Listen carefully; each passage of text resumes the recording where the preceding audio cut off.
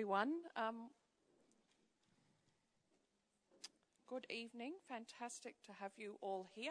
My name's Louise Danoon and I'm the Executive Manager here at of Queensland Memory here at State Library, and I'm just here to welcome you and then hand it over to the experts. But if people can turn off their phones, that would be good, because we are audio recording and live streaming tonight. So welcome people on the online who might be tuning in.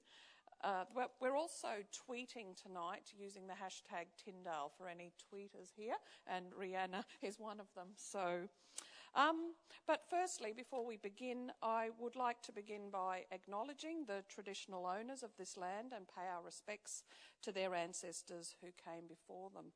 I'd also like to recognise all Aboriginal people and Torres Strait Islanders who might have made it here tonight.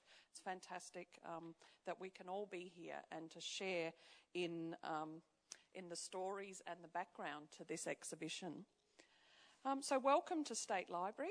Welcome to the Transforming Tindale exhibition. At the last minute we decided to do it in the space, and I think it's a really powerful way of actually being able to talk and look at the work and the artwork as we're going. Sadly, this is actually the last event that we're holding in conjunction with the Tindale exhibition. There's been quite a vibrant program that we've undertaken. There was a symposium that looked very much at the anthropology and the stories behind it. But tonight there've been nights by the fire, thanks to Coral Dargan, events where we've been able to, hear from Michael and Vernon directly. And tonight, for our last event, is an opportunity to hear and to talk about the art, to talk about the portraiture, and to talk about using archival material to make and transform these fantastic artworks. I think we all agree that, and I hope you're all here, that it's a very powerful exhibition on many, many levels. And, it's been fantastic to see the response of people to the exhibition.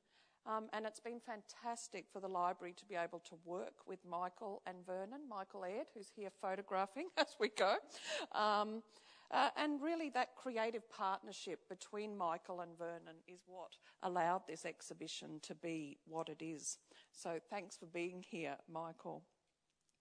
So I'm really looking forward to the conversation and new perspectives about the work, and to hear from a few people, from a distinguished panel. So Rihanna Patrick is going to facilitate the conversation and discussion.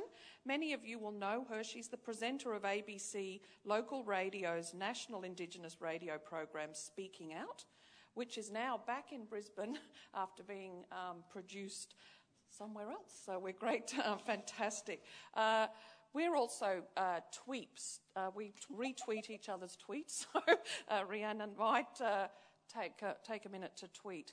And again, remember the hashtag Tindale. So we also have Vernon Ah Kee. Vernon Ah Kee, the artist of these wonderful portraits here.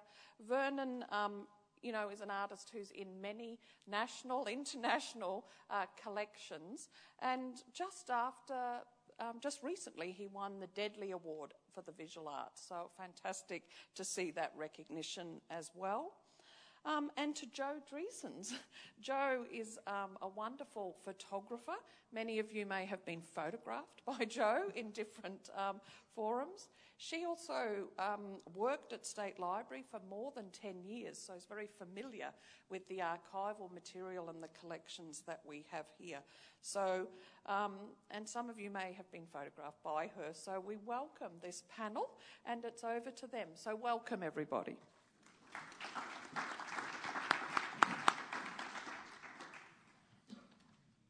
Tonight we're taking a bit more of a look at the artwork and the use of photography, and it's actually really great that we have someone like Jo here. I've known Jo for a very, very long time, and it's mainly been through her on the other side of her camera taking shots, and I'm hoping she's getting the best shots of me, should they be at all exhibited in 100 years from now, and that they are my good side.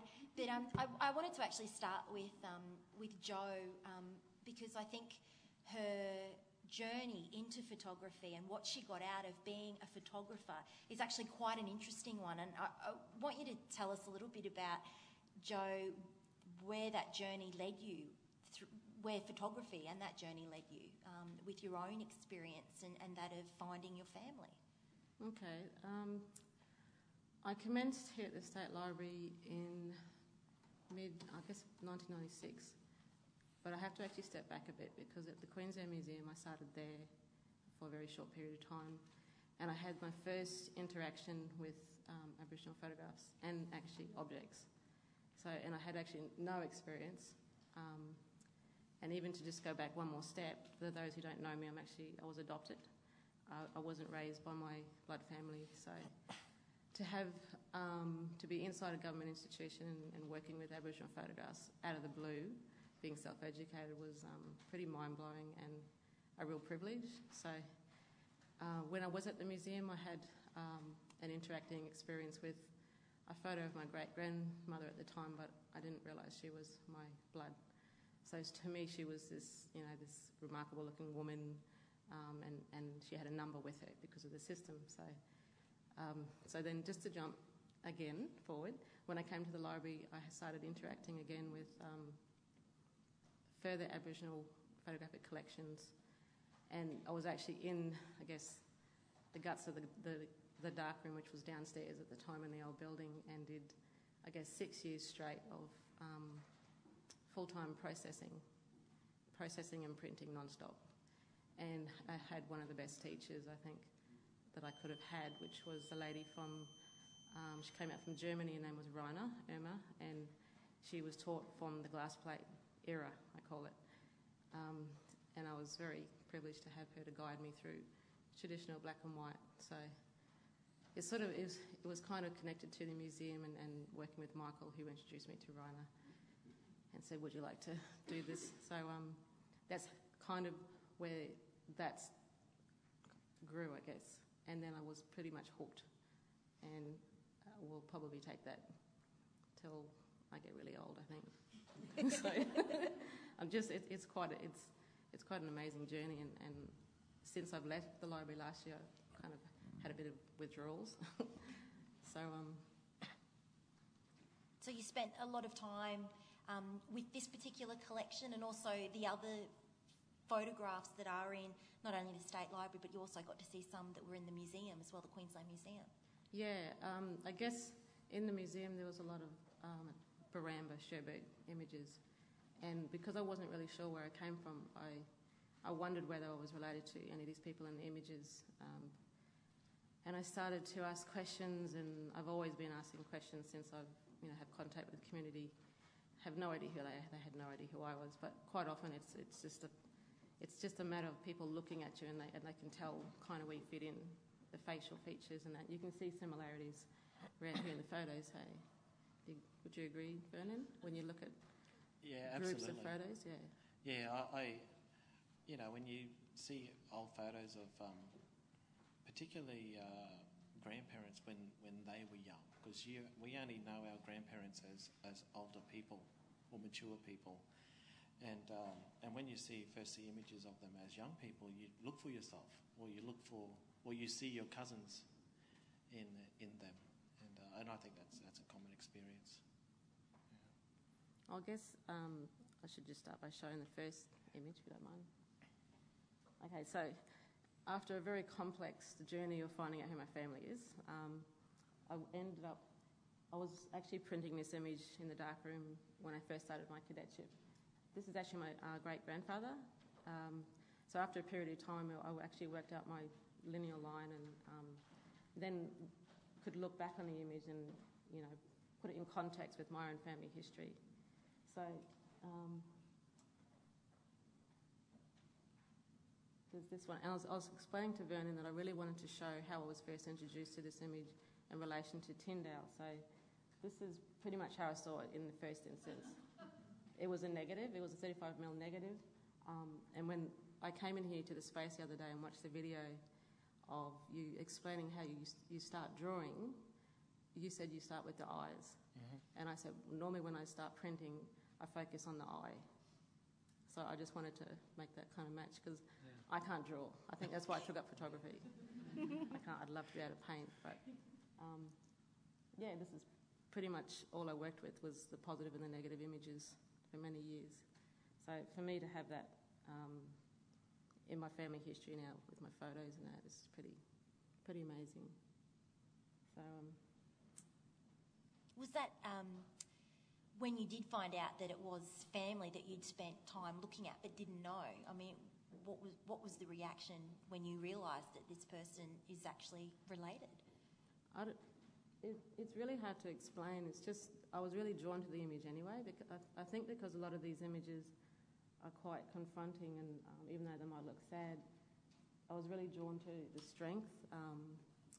And when I looked closer, I could see he had really bad cataracts at the time, which runs in my family. So, but I've always been struck by trying to work out, all the Aboriginal photographs that I look at, who they belong to and where do they come from and what's their situation. And when I actually learnt the whole nature of the Tindale collection and the research behind it, made me feel very sad. And once you understand all that sort of history behind it, you can appreciate the images a bit more, I think. That's just how I see it. So I think, and these two here, actually, this is the first time I've seen these two as actual photographic images. When I was in upstairs in John Oxley Library, I'd only ever seen a photocopy of them. So I noticed on my great-grandfather's on the side, you can see he's actually a little bit of hair residing. So just noticing little features like that for me, I was like, oh, okay. And it's got big ears like, Nana had, and, just I'm always looking at detail, and I've always asked since I was little who I look like. And my mum's here today, and she can vouch for that. So this is the image I wanted to show because that was from the museum. So that was before I started in the library. So this is my great-grandmother who married great-grandfather Charlie Chambers after they were moved around quite a number of times, and then they ended up at Cherbourg. So great-granny Nancy was removed from the Winton area, and great-grandfather Charlie was moved from Cape York area. I think near your mob, Vernon, so we'll have to have a little chat about that. So, I feel very honoured to actually be here tonight explaining it all, and it's quite a little bit overwhelming, I guess, because I thought, oh, cool in the beginning, and now I'm thinking, wow, this is really quite powerful. So the next thing I wanted to just chat to you about was before the museum and even the library, I worked on this book with Michael Aird, and this was actually instigated by my grandmother and my auntie, but at the time I didn't know they were related. So there's 3 significant points in my life relating to Aboriginal photographs, and this is probably the third one, which I should have shown first. But this is my grandmother, Nana Mace, who I got to spend about 4 years with before she passed. So this is in the early 90s. And I was actually assisting the project. This is one of my first major projects I worked with. And I was assisting Michael Aird and Mick Richards, who's actually photographing. So the images in the book are all beautiful black and white images that Mick took. So this is Mick standing on a bucket. And that's the image I'm telling you about, Mick. It's on your backside. But that was actually at Zilmere. Even when I first met Nana, we had this workshop before Embroidery. I was calling her Nana anyway. So it was I don't know, we just sort of warmed to each other. The next one is actually, we were laughing before, this is Michael working. And we think it looks a little bit like Birdsall assisting Tindale. So this is Nana sitting down, and the reason I chose this other one, which is the one that I took, and she's actually smiling. If you have a look around here, there's not many images like that where they're smiling. So I don't know. We just connected somehow. So,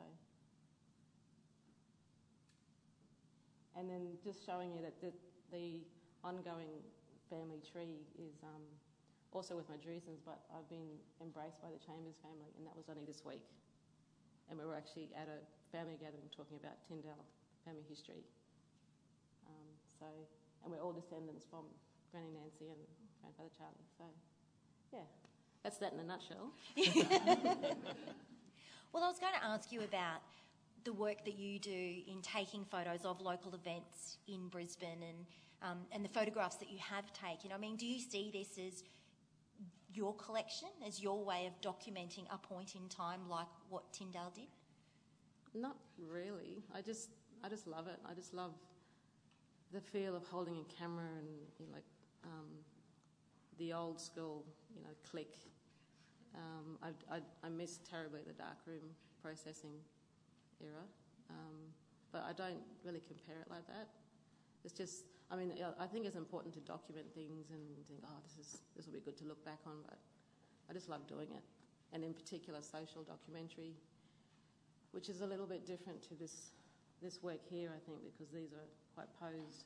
I like to record things as they happen. So. Vernon, how do you view the work that you do and how it fits into, say, your collection, what you're trying to get across to someone who comes in and sees one of your shows?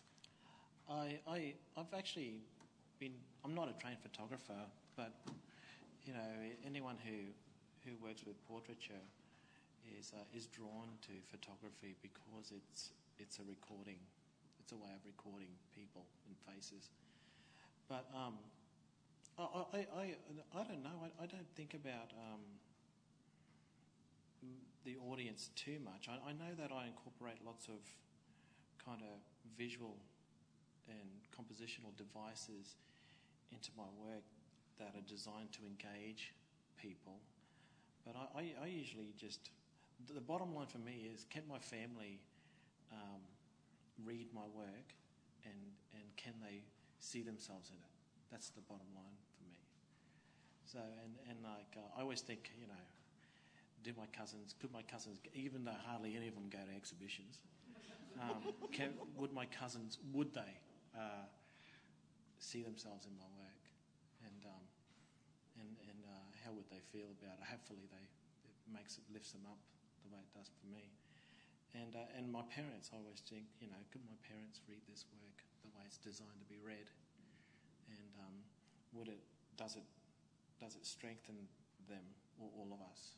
You know, that's the way I see it. So, in terms of just general audience, that's less a concern for me.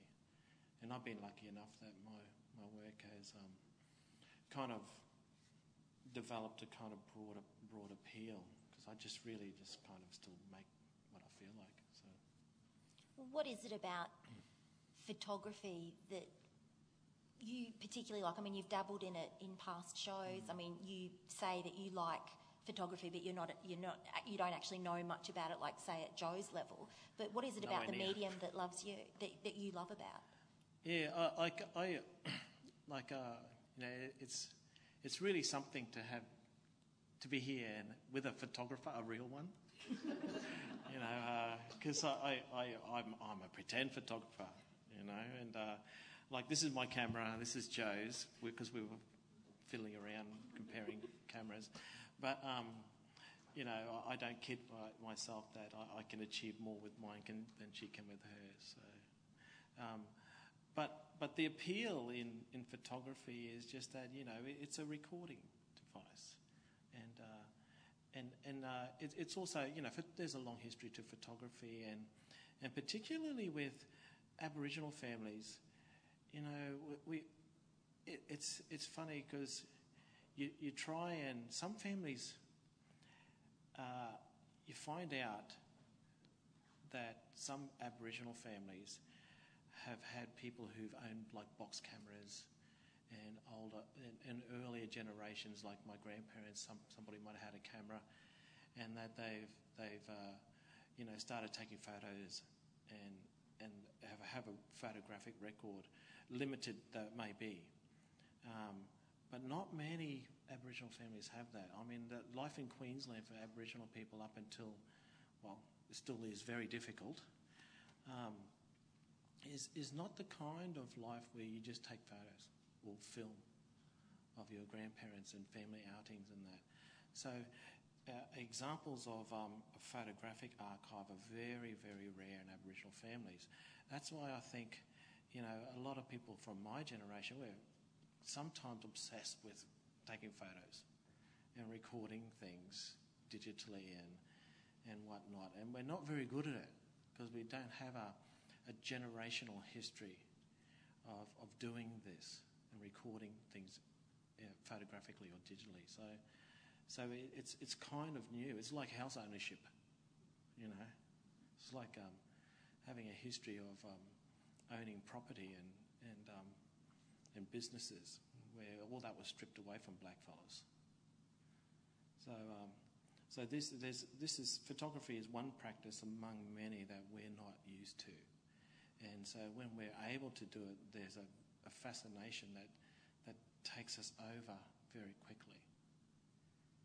So, I mean, there's a lot of families, and this brings me to something which is about new technology and things like new platforms like Facebook, which is very popular with Aboriginal and Torres Strait Islander people, and there are a lot of families that have dedicated Facebook pages where everyone keeps in contact, photos are uploaded, that sort of thing. Do you think that culture of not taking photos is changing with the advent of things like social media, Facebook?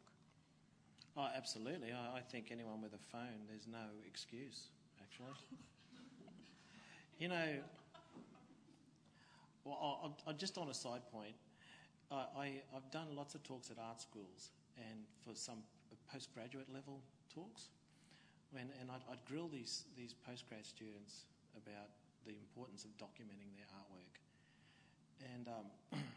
and everyone owns a phone, and when you're at art school, you're thinking visually, so you should be, you know, fairly up to date and with at least a rudimentary camera, and but not everybody documents their artworks in art schools. In art schools. So, and I'm gobsmacked every time I see an art student who's at postgrad level, who doesn't document everything, the whole process and everything. And I just say, you know, you've got a phone in your pocket, there's really no excuse. None. So, but yeah, and so I think, you know, particularly with smartphones now, and there's a lot you can do to manipulate images in your phone before you send them off into the ether. But I also think that blackfellas, especially because there's that whole history of not having access to photographic resources or processes, it's really something. I mean, particularly now, where mostly everything is digital. I mean, now, I don't know how many blackfellas. I only ever met Merv Bishop.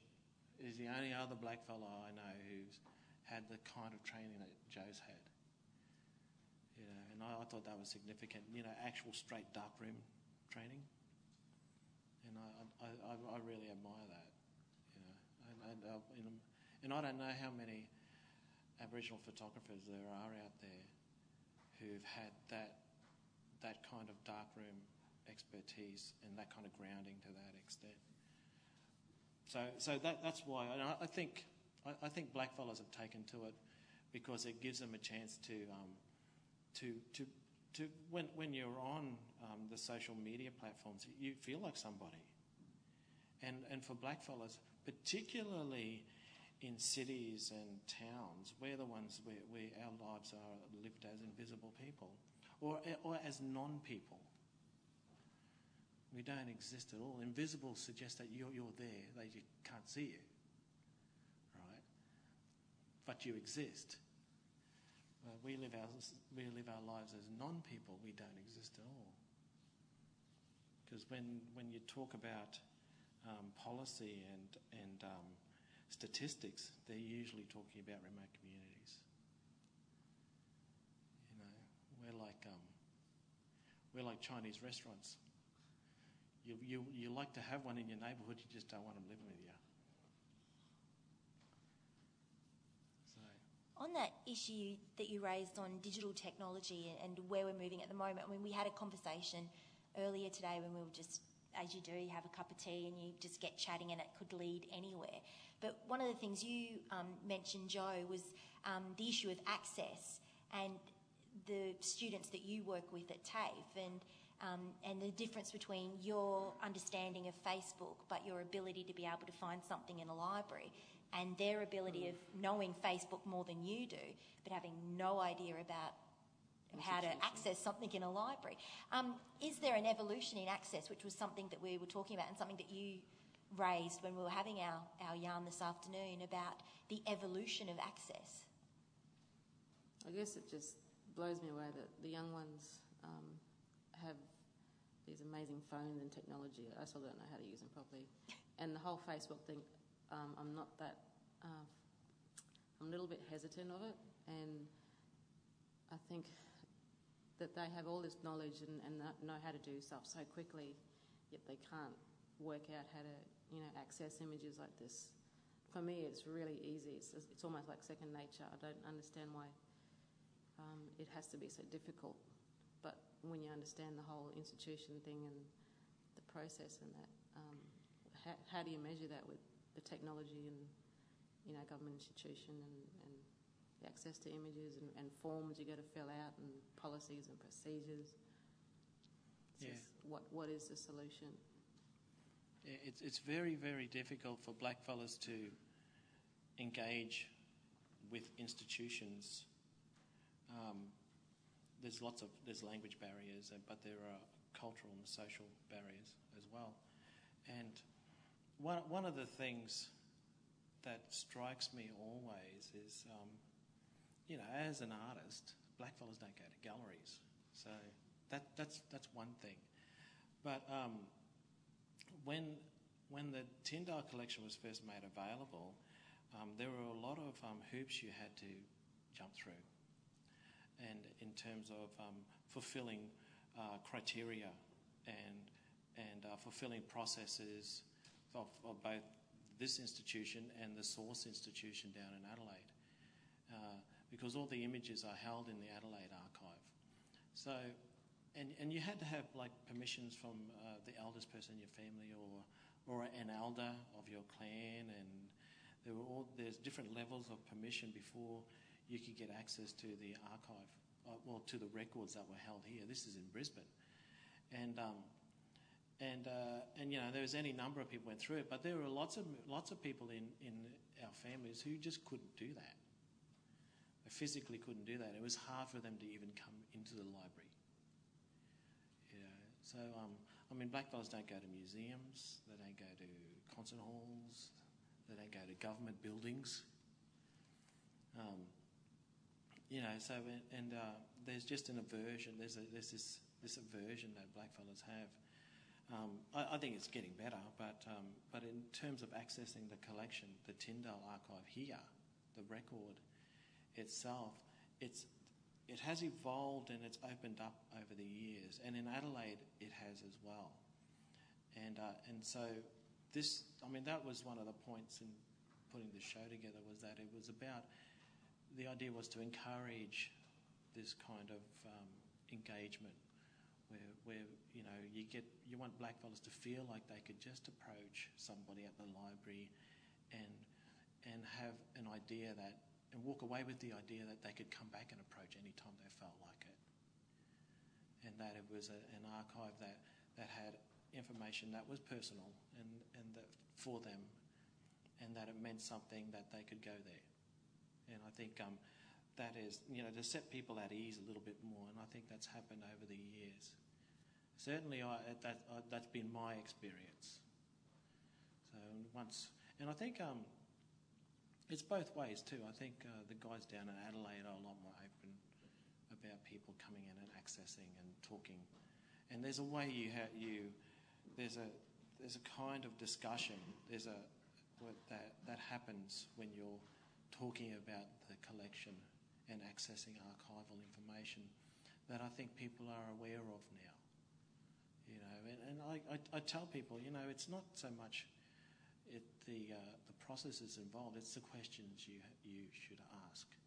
And if you ask the right questions, if you know how to ask the right questions, you'll get those answers and the access. Vernon, do you think that there's a balance between ownership and censorship when it comes to collections in general? Absolutely, I think. I think, I think institutions are, by their nature, they are selfish entities. They want to own everything that is within their purview, and so universities, they want to own knowledge. Museums want to own objects. Galleries want to own art, and libraries want to own, everything that comes in between all those things. Yeah. But it is this whole thing that that you own knowledge and you control it, and you have the institution wants the power to disseminate that knowledge.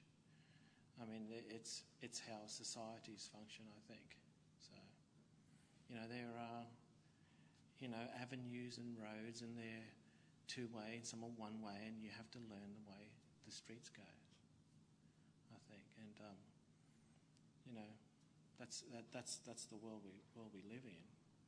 But I don't know. It's about equipping people with the right tools. Joe, how do you see it? I think the whole access thing, it just made me even more aware when I moved away from the library to even a TAFE environment. It was a similar situation. The accessing of information and services and misinterpretation and people or staff not understanding small dialogue. Like I knew what that meant, and missing students, and just having the right kind of staff available, like Indigenous staff or something of that nature. You know what I mean? It makes a big difference. I think people they might see it more like a token thing, but it's not. It's getting that language barrier broken and just understanding. I mean, I remember when I was working here, I just worked so hard and just trying to make everything so accessible. If I couldn't do it one way, I'd try and find another way to do it. Or if I wasn't sure, I'd always ask my boss or supervisor, or make sure everything was okay. And walking, even from just walking from at the front of the building, making sure they found their way to the collections and working them back out. Aunties and whatever, or even cousins that were really hesitant of big cities and stuff. It's just really simple stuff like that. Makes a big difference. Joe, how important is it for you that collections like this are given a contemporary feel, or I suppose a repurposing of how they were originally taken to what we see here now, in that, we obviously have comments around the walls of how certain people felt while their photo was being taken, how relatives feel about seeing particular photos that they didn't know exist. I mean, is that an important part of a collection, is being able to give that Indigenous perspective to something and taking away that anthropological, scientific view of the Aboriginal native, the native in Australia, the way I suppose we've been viewed in history? Well, again, I love the collection because of the layers that are involved with it, and photographically, I just am in awe of the process and what they went. There's the Aboriginal family point of view, and then there's the scientific research, Tindale and Birdsall point of view of what they would have gone through to get all that kind of information in those conditions in the 1938, 20s, 30s, whatever. Just incredible. Blows me away, the amount of work, dedication.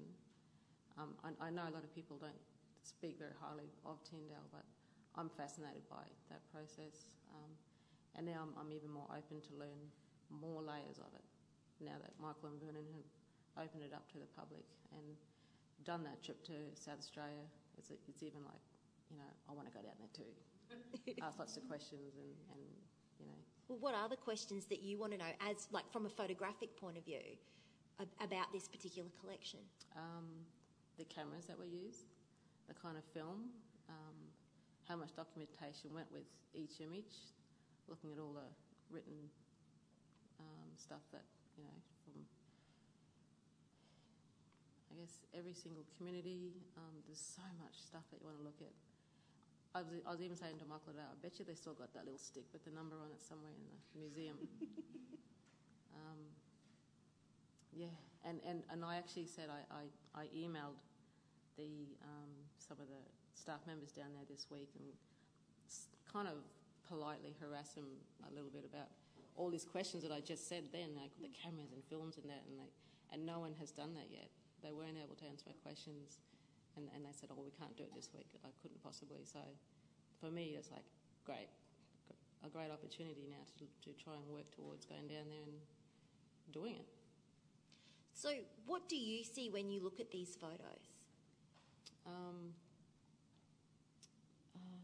I see strength and sadness.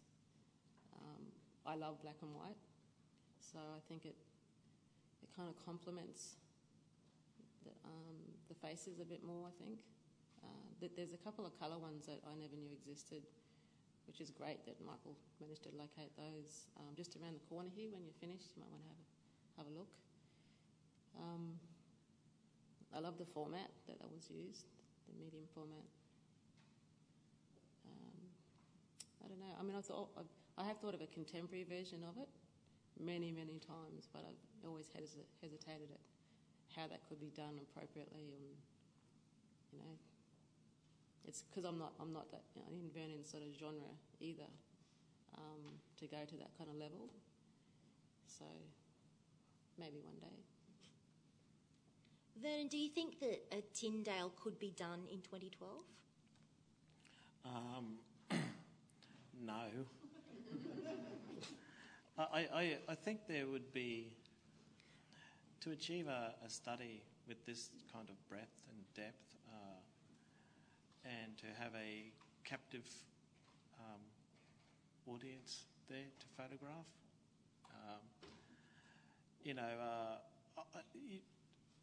I don't know. Well, see, these people were all made to sit there and under police guard. So, and they were summarily rounded up just for being Aboriginal and put on these communities. And so Tindale lands into that context, and so unwelcome, and people would have approached him with curiosity first, but then they would have just been ordered about and poked and prodded and had blood samples done and what have you. But pulled hair samples from them. And these people were made to give their kids up to these examinations. And so, and they had no choice. So that's why he's not thought of very, very well. But the archive exists now. So if you were thinking about doing this, entering into this process in 2012, you'd have to promise all these people that in 80 years they're really going to like it.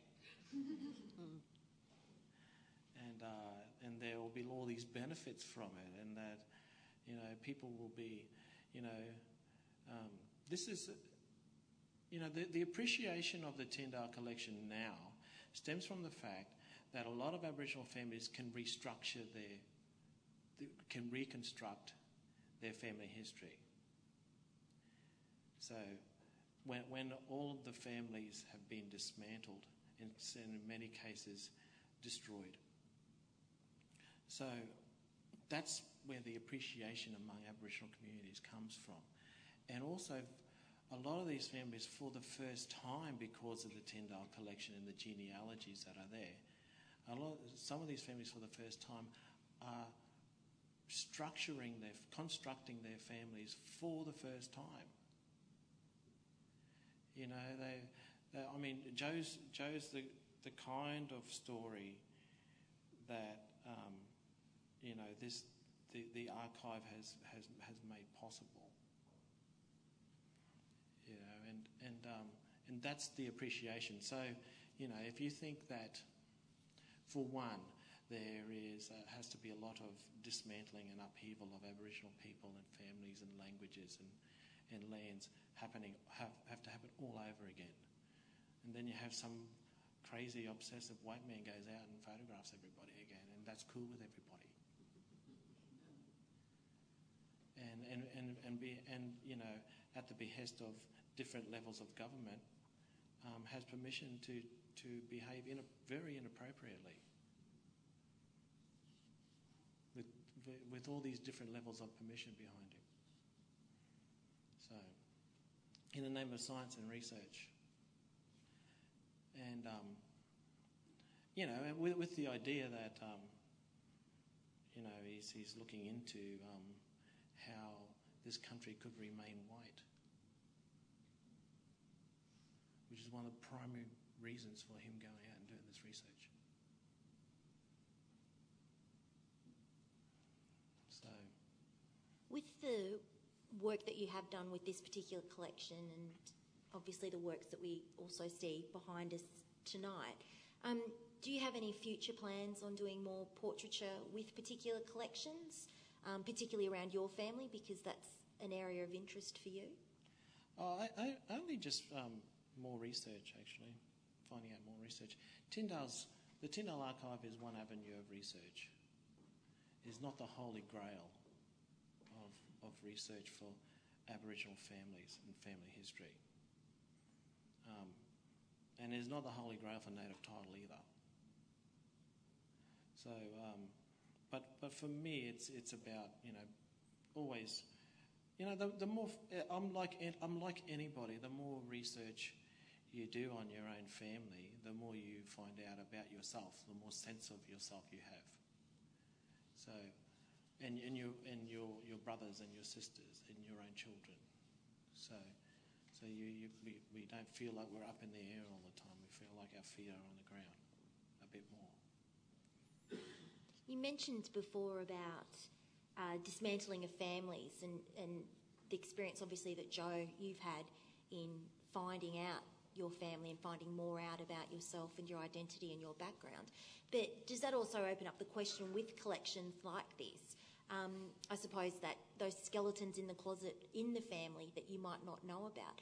I mean, how important is it having a family connection to collections like that, and then what you reveal once you go through, I suppose, what is essentially a black version of who do you think you are?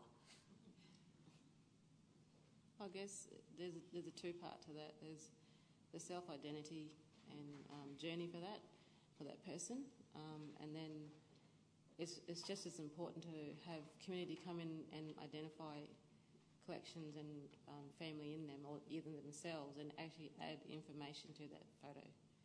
A lot of the time, some of the information can be incorrect, and to have it, finally, corrected really for research for future generations is really important. Accuracy, because most of the collection that I worked with here and in the museum were taken predominantly by white people. So either they were authorities or people on stations or so forth. So it is pretty rare to also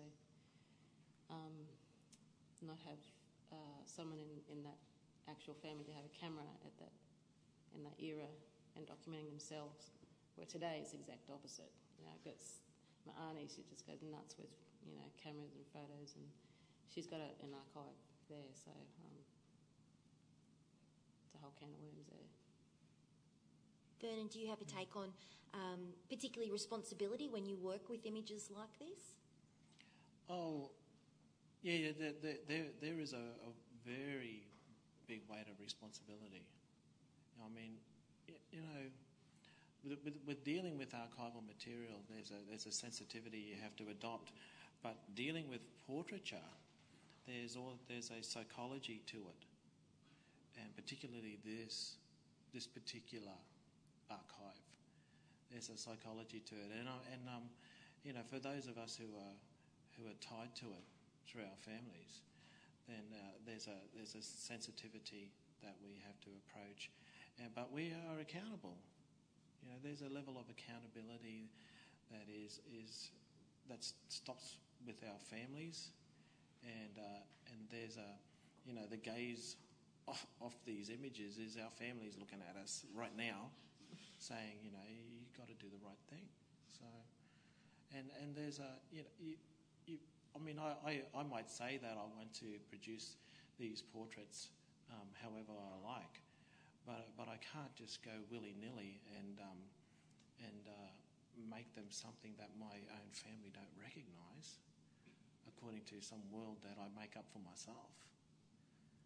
You know, I live in the context of my family, and my family lives in the context of the world and contemporary society, and you know, we can't think outside of that when you're dealing with serious subject matter like this. We're actually going to take any questions now that anyone might have from the floor. There's a microphone coming.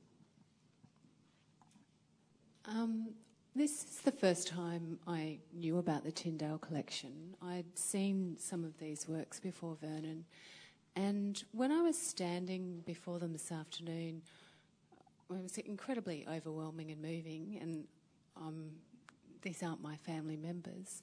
But in looking at the portraits of Annie behind you, I wanted to ask, because I guess in me looking at them and hearing you on the video, what it actually felt like making the portrait, because there's a kind of a reclaiming of the image, and there's a real, I guess there's a tenderness in that reclaiming in watching you sketch and then seeing that image looking back as a big kind of graphite pencil work as opposed to the black and white photograph. And in the video you say you don't really know when to stop, but I'm getting better at recognising that moment. So I guess it's quite a personal question, so I hope it's not out of line. But when you were doing that portrait of Annie, what did it feel like? I mean, what was the kind of internal... When I'm doing all the portraits, the portraits are people I know, so it's not like I'm picking somebody who's good looking, although there's a lot of people like that in my family.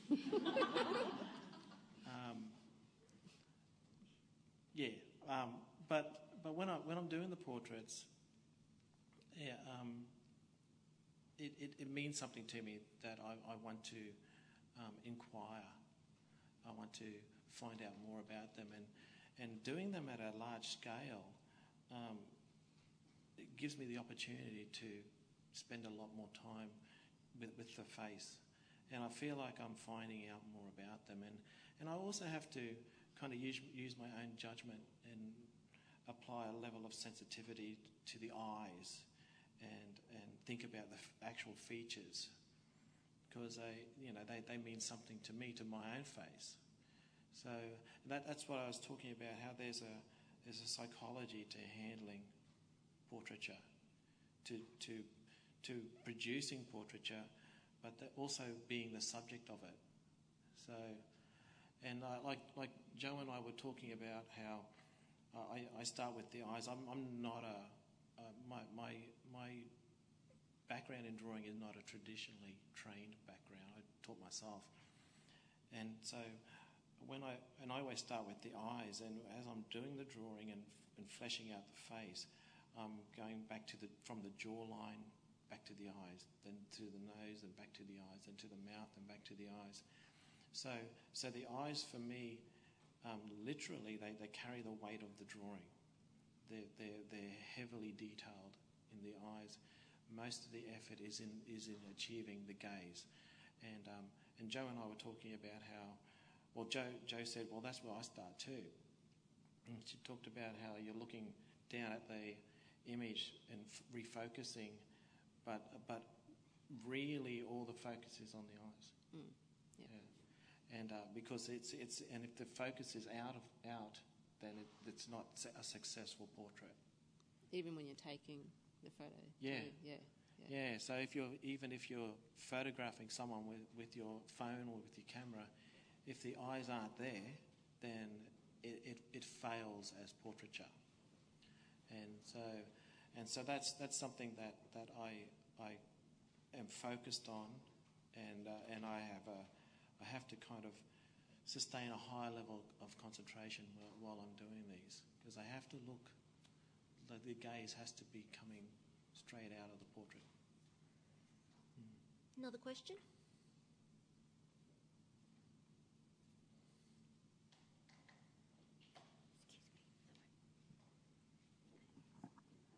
I've seen a copy of the a photo of Tindale with pygmies up outside Townsville. Are there any... has he taken any photos of the pygmies in this collection? I don't know. I don't know. I know there's little people up north, but Yeah. yeah. And I know this whole idea of classifications of peoples as pygmies, but I don't know what that means. No. There's little people, but I know that's a very much a construction. The photo that I saw had that came to his waist. Yeah. I look. I believe so, and I don't know if they exist or how big the population of these little people there are. But they're real. I think the term these days is people of short stature. Yes. Hi, my name's Eliza, and I've just got a question for Joe too. When I was at uni, I did do a little bit of photography myself, and one of the magical things about it I found was that that sort of slow immersion of the image coming through that watery kind of grave. Are things like that still something that really, enthrall you? Sorry, is it? But things like the development of the paper as it's in the water developing, and you can see an image slowly sort of coming up through it. Is small things like that still a thrill for you? Or is it really in the focusing of taking the picture and... Yeah, I haven't done that for so long, and I feel so lazy using a digital camera these days. Because it's all just sort of one finger button. You don't really have to think. So I would love that to be coming back, but I keep hearing of all these enlargers and machines being sold off and getting rid of, moving in with the digital era. Because when I left the darkroom here, all that digital stuff was coming in as I was leaving. I find it really sad. So it's something you might want to pick up again? Is that if you had the opportunity? Yeah, it's on my bucket list. You don't have a darkroom at home? No, but I'd like to have access to one. Mick, do you still have one? In a box. There you go. Yeah. See, everyone's selling it. Well, on that, actually, just off that question, Joe, I have one about digital age. And you often hear musicians particularly talking about the changes in music when you have digital tracks, because you can record for as long as you want and it keeps going. But when you had tape, you were very conservative. You had a certain number of takes. It was very expensive back in the day. Do you find that you still self-edit even with the digital camera, or do you find that you now go, oh, that's fine, I've got X amount of clicks that I can take, I've got X amount of chances to get this shot, so you just go with it now that you've got that flexibility that you didn't have with film? Absolutely. I used to break my back. And Mick will vouch for this. You have a bag of film that was used and unused, and backpack, and the weight of the cameras are a lot different, and the flashes so much heavier. I used to love it still. What, carrying all that around with you? Yeah, I feel like a little bit of a pack horse, but that was okay. You get used to it, don't you, Mick? Yep, just go with the flow, and especially with festivals when you got to get set up all day and all night just to keep plodding along and make sure you don't lose that film. It's the last thing you want to do. Yeah, and now the only thing you worry about is having a few spare batteries. That's it. Or not. I was just saying before, not dropping them because they're not built to be dropped anymore. And the disposable era. Well, I remember in art school doing black and white photography and borrowing the old cameras from the school, and they did nothing. There was a light meter in them, and you'd set the ISO, and that was it. And you just had black and white film, and you wind it on, and then take the roll out afterwards. And that was it. The cameras you have now, they do so much, and it's quite complex. and you have to. It's like a new language that you have to learn when you pick up a camera. You're lucky if you just happen to purchase the same brand, because at least you know what I'm talking about. The navigation through the menu from brand to brand, from the one within the one brand is similar, but going from, say, Canon to Nikon, it's befuddling. But when I was at art school, the cameras didn't do much, and it was easy to understand, and you had a clue what you were going to get. So, but yeah. I actually collect a lot of old cameras. I had to get rid of some because they were just getting a bit out of control. And we were talking before about the questions around the expedition for this research and how the processing would have taken place on the field or in the same community in the nearest town. So that's something I'll add to my list if I ever get a chance to research it. Or if anyone else knows, feel free to let me know. Yeah, Joe's got questions. Yeah, because we would because as an artist who's worked with images of my own family in these, my only sense of the actual images themselves are that they were taken in daylight and under police guard. But Joe's question, I would like to know, how far back the camera was and what height the camera was, and Joe had other questions like what kind of camera, what kind of film, and we were also thinking, and then this is just a conversation that we had last week, and I was saying, did they develop the film straight away? And so you can check the neg and then see if you missed any shots or some of them are blown out or whatever, and then have to go back and reshoot those subjects, or did they just leave it? And Michael was suggested that they would have just packed it all up, roll after roll, packed it all up, and then gone to the nearest town and got it all developed there, rather than have truck all the chemicals around with them. Mm. And I was thinking, did they develop them there? Did they do all the?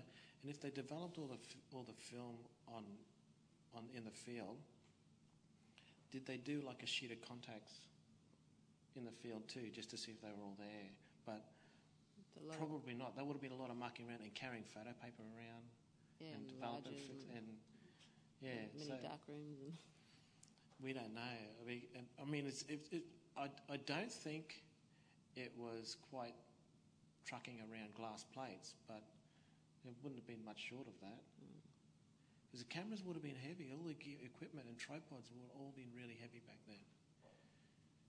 And the film, I don't know. I mean, what exposure was this? Depending on the film that was available at the time. I don't know.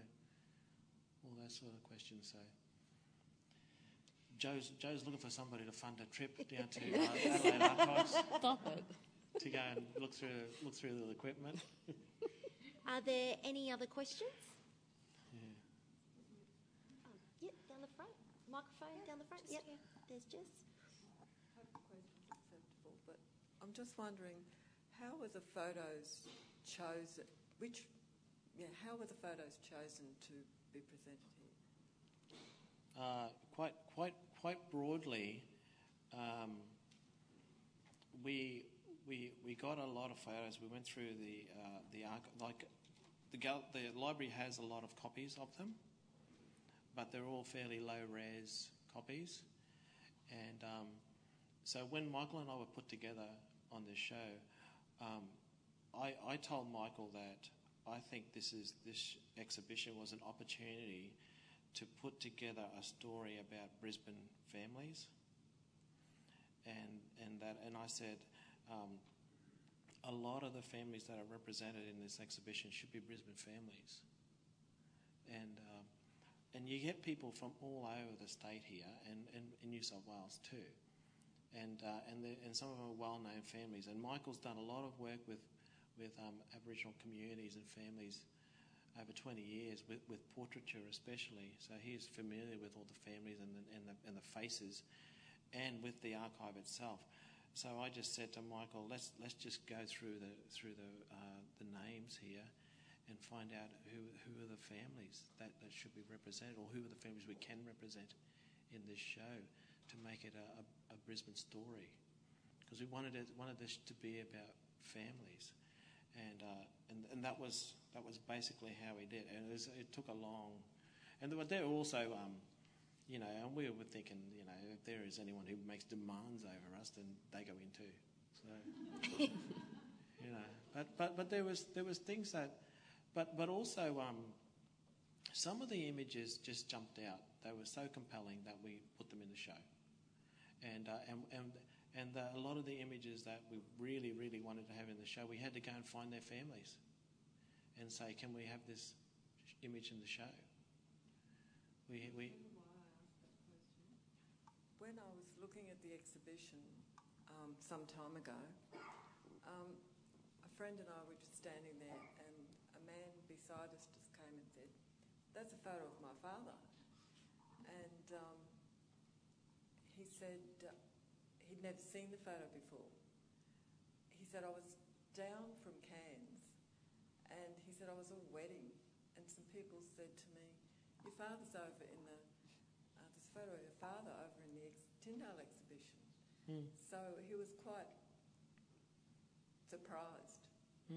So is it possible that family didn't know? No, you're talking about families that are hundreds of people, and so we had to track down, representatives of those families, or the families themselves, and Art basically said, can we have an image of your great-grandfather or father in the show? So yeah, there's probably a lot of people who aren't aware that their grandfather's in the show, because we talked to their sister in North Queensland. Yeah. Or we talked to their father.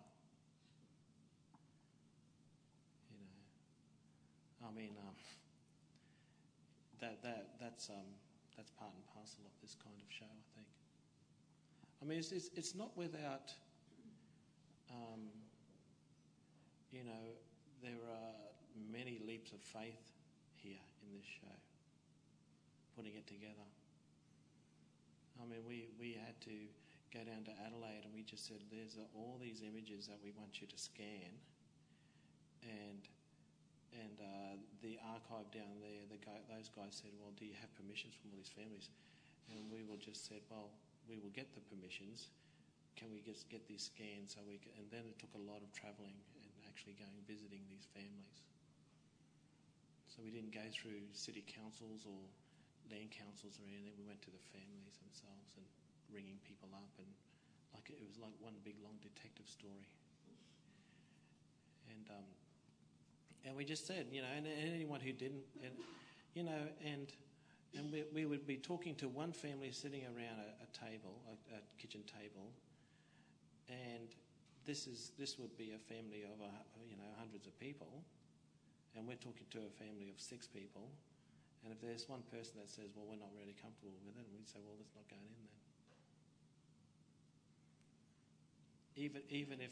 Even if 100 people from that family wanted that picture in, if there was one person that we happened to be talking to who said, I'm not comfortable, then that picture's not in the show. I'm sure this gentleman saw it from a very positive experience. Yeah, we haven't had any complaints yet. So, well, I haven't heard any. Look, I'm not going to sit here and say that this is the best show ever and that it pleases everybody. That's impossible. So I'm sure there's a lot of people who wouldn't be very happy with this kind of a show. But this is the purpose of this show is to show families who they are and who they want to be, and it's also meant to show people who aren't Aboriginal what we look like, what we've always looked like, what we will always look like, and what we mean to ourselves. So. And on that note... I've got one more question down there. Back there. Do we have time for one more question, Jess? Excellent. One more.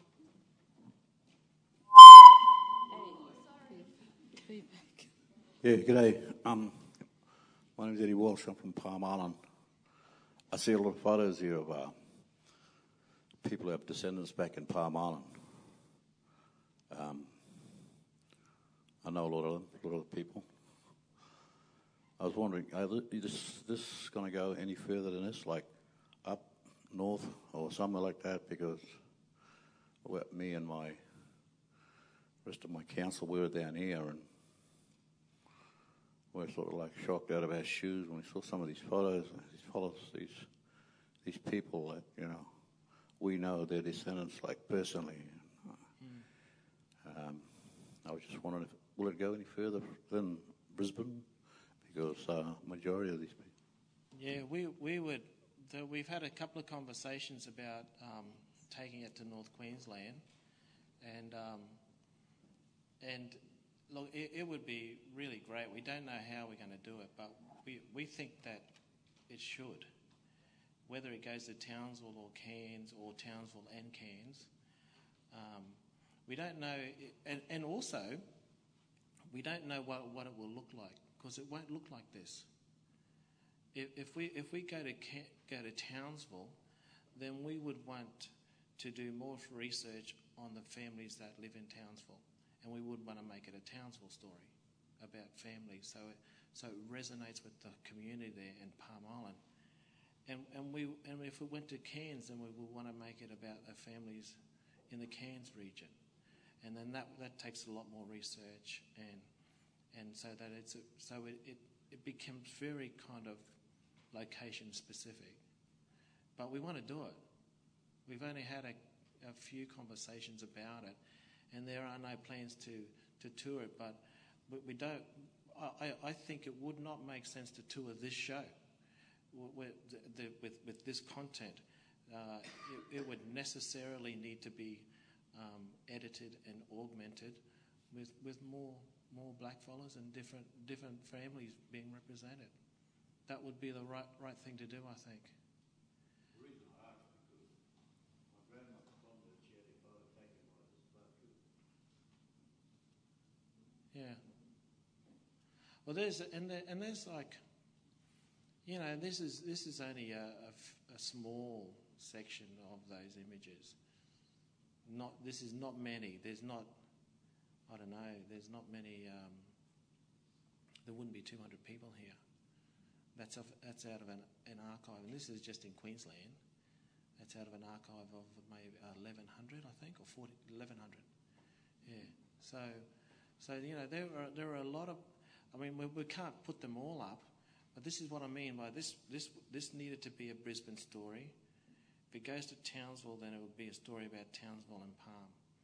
If it goes to Cairns, then it's a story about Cairns, Yarrabah, Mona, and so that's the sort of approach that I would have.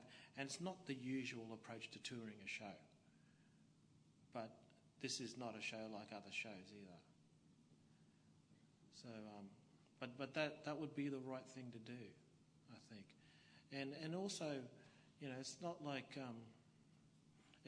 we will face the same sort of issues too. There'll be a lot of blackfellas who just say, "No, I want to have that person in the show too. I want my grandmother in the show." We've had a lot of that, but that's all good with us, you know. And it all depends. You know, there aren't that many spaces this size either, and so the show can only be so big. But we'll see. Certainly, that would be something that would be exciting, I think. But I think it. I think it should. It's just how do we go about it? Well, please thank Vernon and Joe for their time, and they're going to be here. So if you need any questions, you're too ashamed to put your hand up, come and ask them.